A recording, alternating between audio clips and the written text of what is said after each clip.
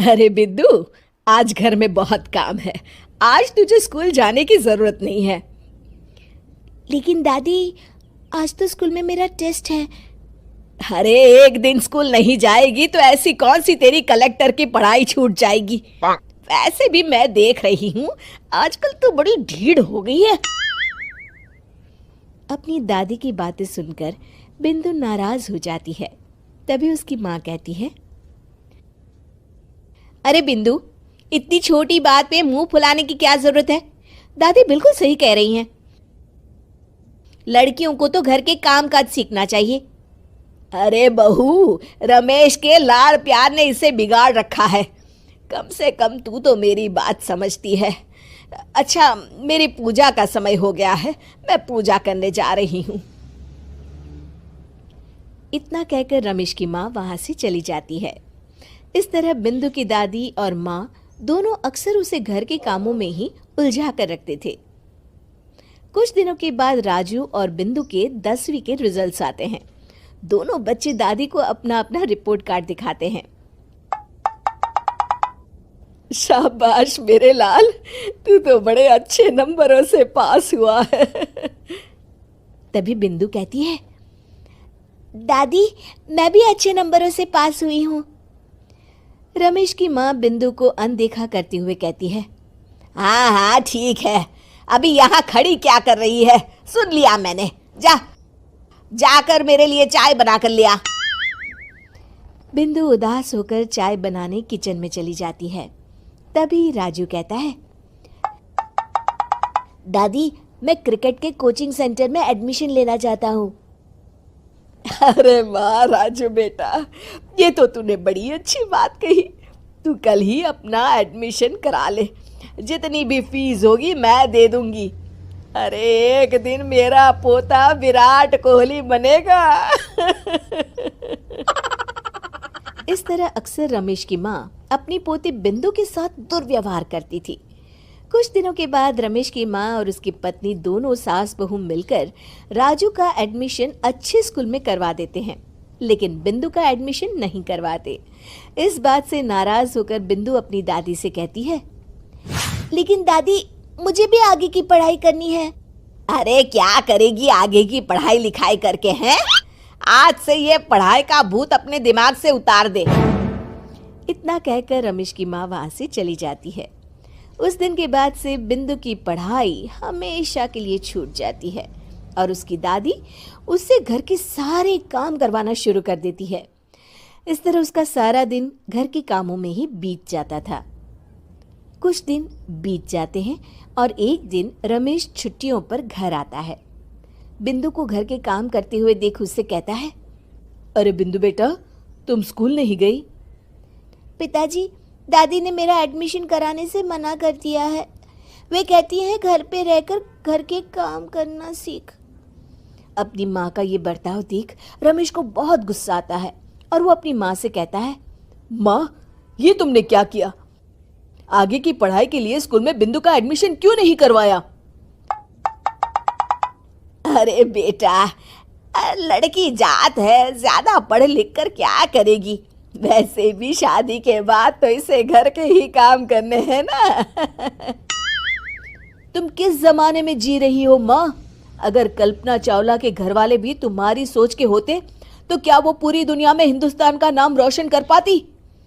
इसका स्कूल छुड़वाकर तुम इसका भविष्य बर्बाद कर रही हो, लेकिन मेरे रहते ऐसा नहीं होगा। बिंदु बेटा, कल ही तुम्हारा एक अच्छे स्कूल में एडमिशन करा दूंगा। तुम जितना चाहे उतना पढ़ो। मेरे होते हुए तुम्हें किसी बात की चिंता करने की जरूरत नहीं है। अपने पिता से हौसला पाकर बिंदु खुश हो जाती है और कहती है, जी पापा, मैं खूब मन लगाकर पढ़ाई करूंगी और बड़ी होकर डॉक्टर बनूंगी। ये हुई ना बात। शाबाश मेरी बेटी। शिक्षा, लड़का हो या लड़की, हमें दोनों को आगे बढ़ने का मौका देना चाहिए। अरे विनोद, तूने हलवाई को सारा सामान तो दे दिया है ना? अक्षय की शादी में कोई कमी नहीं रहनी चाहिए। आखिर सबसे छोटा भाई है तुम सबका। हाँ माँ, आप चिंता मत करो, मैं पूरा ध्यान रखूंगा। मंगल बेटा, तूने तो कहा था कि फूल का ऑर्डर दे दिया है, यहाँ तो फूल पहुँचे ही नहीं। अब क्या बहू की विदाई के बाद फूल आएंगे? माँ, मैंने अभी बात की है फूल वाले से, वो रास्ते में ही है। आप किशोर भैया से क्यों नहीं कहती कुछ करने को? किशोर पहले ही मेरे बताए काम कर रहा है। पास के सभी रिश्तेदारों और मोहल्ले वालों को कार्ड वही तो देकर आया था। रिसेप्शन के लिए हॉल भी उसी ने बुक किया था। टेंट कुर्सी वालों को भी तो वही देख रहा है।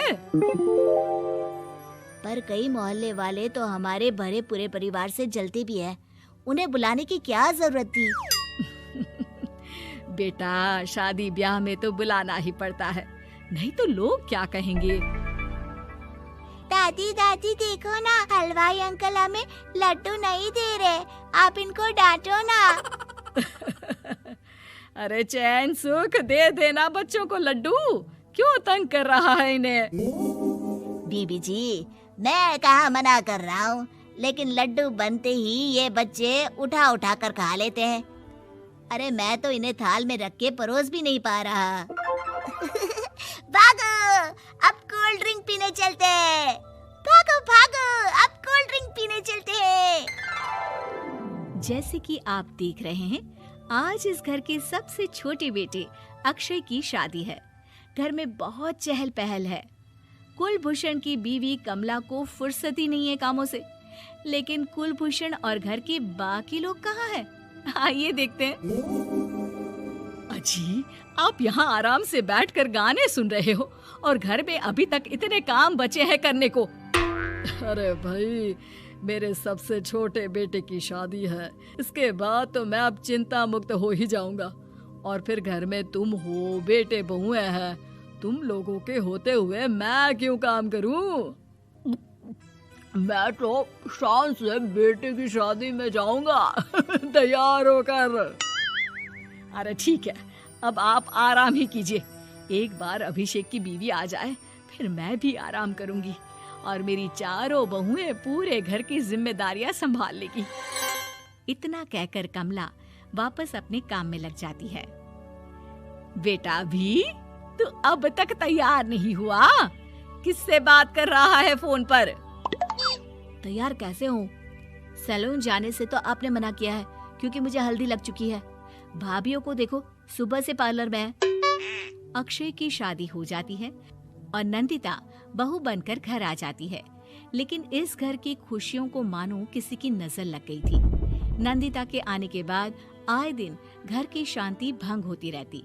अपने माँ बाप की इकलौती बेटी को इतने बड़े परिवार की जिम्मेदारियां कहाँ संभालनी थी। अभी देखो ना, मेरे हाथों की मेहंदी भी अभी नहीं उतरी है और तुम्हारी मम्मी ने मुझे घर के कामों में लगा दिया। मैंने सोचा था कि घर की सबसे छोटी बहू होने के कारण मुझे सब पलकों पर बिठा के रखेंगे, पर यहाँ तो पलक झपकने की भी फुर्सत नहीं मिलती। देखो नंदू, शादी के पहले ही मेरे घर वालों ने तुम्हें और तुम्हारे पेरेंट्स को बता दिया था कि मैं जॉइंट फैमिली में रहता हूँ, तो फिर अब ये शिकायत क्यों?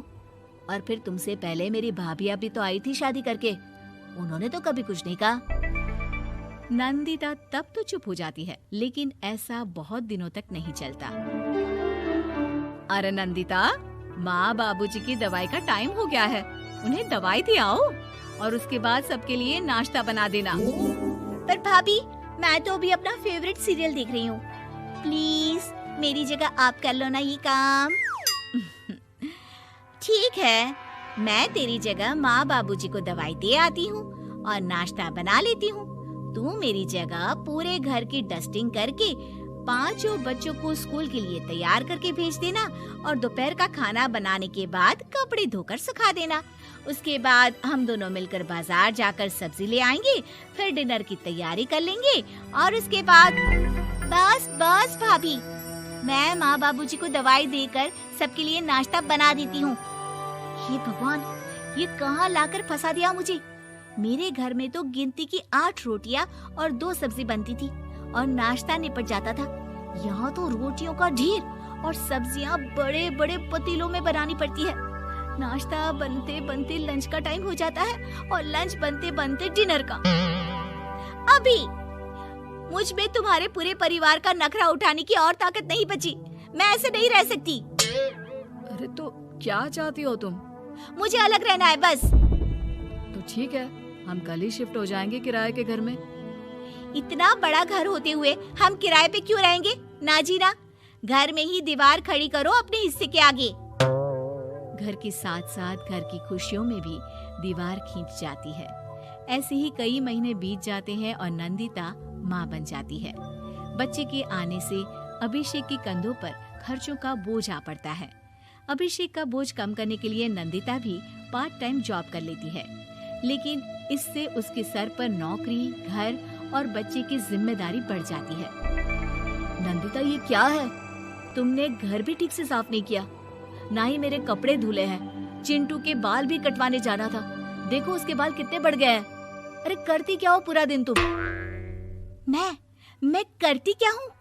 तुम्हारा नाश्ता और लंच बनाने के बाद चिंटू को डे केयर सेंटर पर छोड़ कर आती हूँ, फिर खुद ऑफिस जाती हूँ।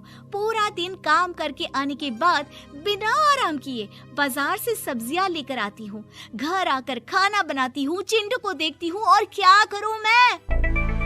तो किसने कहा था अपने सर पर इतने काम लेने को? मत जाओ ऑफिस। ऑफिस जाए बिना घर के खर्चे कहाँ से पूरे होंगे? चिंटू की डे केयर का खर्च, उसके लिए बेबी फूड का खर्च, प्रेस वाले का खर्च, ये सब तुम्हारी सैलरी से होता नहीं है। अगर परिवार से अलग नहीं होती तो इतनी मुसीबतें नहीं उठानी पड़ती तुम्हें परिवार के साथ मिलकर काम करने में दिक्कत थी, लेकिन काम तो अब भी बहुत है तुम्हारे सर पर। चिंटू को भी डे केयर भेजने की जरूरत नहीं पड़ती। उसको गोद में खिलाने के लिए दादा दादी और घर के सभी बड़े होते। उसके साथ खेलने के लिए उसके भाई बहन भी होते। मेरे तीनों बड़े भाइयों के बच्चे भी बड़े हुए हैं, लेकिन बिना महंगा बेबी फूड खाए, क्योंकि मेरी माँ और भाभियाँ बहुत अच्छे से जानती है कि बच्चे को क्या खिलाना चाहिए। बिजली के बिल जैसे खर्चे भी सब मिलकर बांट लेते थे, लेकिन तुम्हें तो सबसे अलग रहने में ही मजा आता है, तो अब शिकायत क्यों करती हो? बस करो अभिषेक, बस करो। मैं मानती हूँ कि मैं गलत थी। मेरे एक गलत फैसले ने हमें बिल्कुल अकेला कर दिया है सबसे। एक घर में होते हुए भी हम बाकी परिवार से अजनबियों की तरह रह रहे हैं। अभिषेक और नंदिता की सारी बातें घर के बाकी लोगों को सुनाई दे रही थी। तभी कमला बोल पड़ती है। अरे नंदिता बहू, किसने कहा कि तुम अकेले हो? तुम्हारा इतना भरा पूरा परिवार है ना तुम्हारे साथ। हम तो बस ये चाहते थे कि तुम अपनी गलती समझ जाओ।